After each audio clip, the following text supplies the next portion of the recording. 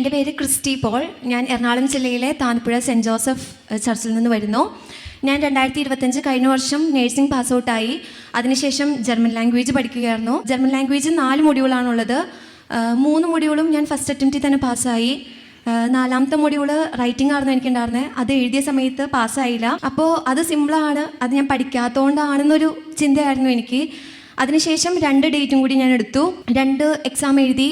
ആ എക്സാമിൽ പാസ്സാവുന്നൊരു പ്രതീക്ഷയിലായിരുന്നു ഞാൻ. പക്ഷേ 2 എക്സാമിനും പാസ്സായില്ല. അതിനുശേഷം ഞാൻ അത്ഭുതങ്ങളുടെ ജപമാലയും വിശുദ്ധ അന്തോണീസിനോടുള്ള നൊവേനയും കണ്ട് പ്രാർത്ഥിച്ചു. അതിൽ അച്ഛൻ വിളിച്ചു പറഞ്ഞു, B2 ജർമ്മൻ പരീക്ഷ പാസ്സാകാത്ത ഒരു മകളോട് ദൈവം തുറന്ന് കുമ്പസാരിക്കാൻ ആവശ്യപ്പെടുന്നു എന്ന് പറഞ്ഞു. ഞാൻ വീണ്ടും ബാക്ക് അടിച്ച് നോക്കി, അപ്പോഴും മകളോട് തന്നെയാണ്. പക്ഷെ എനിക്ക് അത്ര വിശ്വസിക്കാൻ ഞാൻ തന്നെ ആയിരിക്കും എന്ന ഒരല്പം വിശ്വാസക്കുറവുണ്ടായിരുന്നു. എങ്കിലും തുറന്ന് കുമ്പസാരിക്കാമെന്ന് വിചാരിച്ചു. അടുത്ത പരീക്ഷയ്ക്ക് മുൻപ് പക്ഷെ എനിക്ക് പനിയായിട്ട് കുമ്പസാരിക്കാനായിട്ട് സാധിച്ചില്ല. അതിനുശേഷം ഞാൻ കഴിഞ്ഞ മാസം ജൂൺ 28 തീയതി ഉള്ള 5 ദിവസത്തെ താമസമുള്ള ധ്യാനത്തിൽ വന്ന് പങ്കെടുത്തു. ആ ദിവസങ്ങളിൽ ക്രിസ്റ്റി എന്ന പേര് പലവട്ടം അച്ഛൻ ഇങ്ങനെ കർത്താവ് കാണിക്കുന്നതായിട്ട് ഇങ്ങനെ പറഞ്ഞു.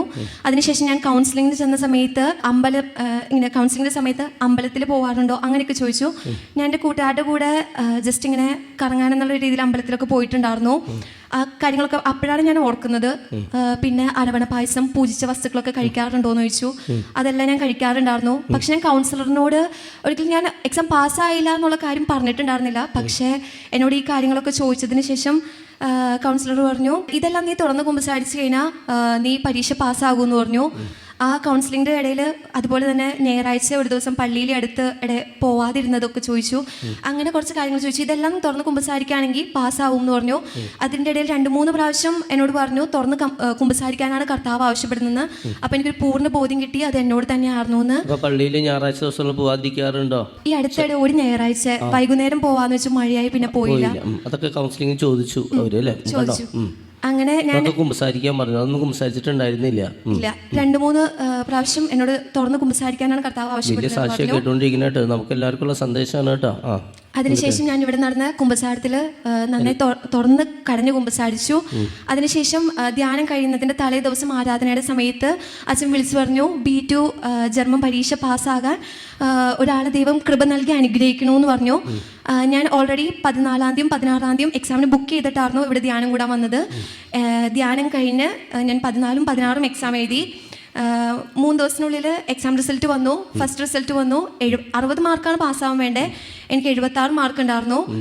2ാമത്തെ റിസൾട്ട് കഴിഞ്ഞ ദിവസം വന്നു 84 മാർക്ക്. ഞാൻ ആദ്യത്തെ 3 പരീക്ഷ ചെയ്തതിൽ ഏറ്റവും ഹയസ്റ്റ് മാർക്ക് 48 ആയിരുന്നു എനിക്ക് കിട്ടിയത്. അത് നേരെ തിരിച്ച് ഇന്ന് 84 മാർക്ക്. അതോടൊപ്പം തന്നെ ഞാൻ സാക്ഷ്യം പറയാമെന്ന് നേർന്നിരുന്നു.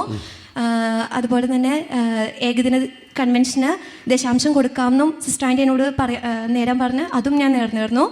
അങ്ങനെ 22-ാം തീയതി എനിക്ക് വിസയ്ക്ക് വെക്കാനായിട്ട് 21-ാം തീയതി എൻ്റെ സർട്ടിഫിക്കറ്റ് വന്നു. 22-ാം തീയതി വിസയ്ക്ക് വെച്ചു. ഇന്ന് 25-ാം തീയതി ഞാൻ സാക്ഷ്യം പറയാനായിട്ട് വന്നിരിക്കുകയാണ്. ഇത്രയും വലിയ അനുഗ്രഹം നൽകി ദൈവത്തിന് നല്ലൊരു കൈ കൊടുത്തോട്ടെ. എല്ലാ വിസയ്ക്ക് മഹത്വം കൊടുക്കുക കേട്ടോ. വലിയ അനുഗ്രഹമാണ് ഇത്.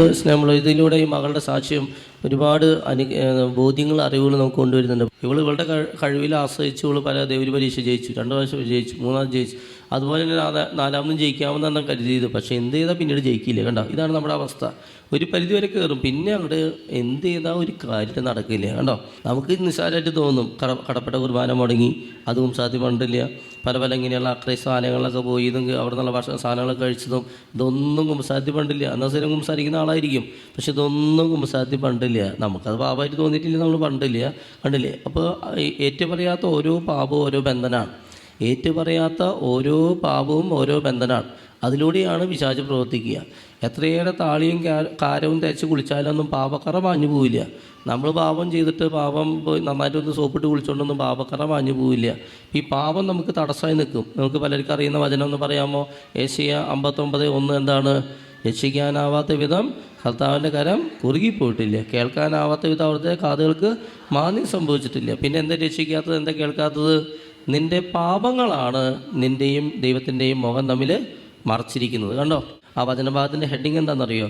രക്ഷയ്ക്ക് തടസ്സം. കണ്ടോ, ഈ മകളുടെ B2 എക്സാം പരീക്ഷയിൽ പാസ്സാവാൻ തടസ്സം എന്തായിരുന്നു? ഇവളുടെ ഈ തുറന്ന കുംസാരം കണ്ടോ, ആ തടസ്സം തന്നെ ഇവിടെയുള്ള അനേകർക്ക്, ഒരാൾക്കല്ലാട്ടോ, ഞാൻ വീണ്ടും വീണ്ടും പറയാം, അനേകം പേരുടെ അനേകം തടസ്സത്തിൻ്റെ ഒരു കാരണം ഇങ്ങനെയുള്ള പല പാപങ്ങളും ഏറ്റുപറയാതെ ഒളിപ്പിച്ചു വെച്ചിരിക്കുകയാണ്. അല്ലെങ്കിൽ നമ്മളത്ര മനസ്സിലാക്കുന്നില്ല, ശരിയായിട്ടില്ല, അല്ലെങ്കിൽ ആത്മശോധന ചെയ്ത് കണ്ടെത്തിയിട്ടില്ല, ചിലത് തെറ്റാണെന്ന് തോന്നുന്നില്ല. പല കാരണത്താൽ പല പാപങ്ങളും കുമ്പസാര കൂട്ടി വന്നിട്ടില്ല. അത് തന്നെയാണ് വലിയ തടസ്സമായി നിൽക്കുന്നത് കേട്ടോ. അത് ആത്മശോധന ചെയ്ത് കണ്ടെത്തി കുമ്പസാരിക്കുക.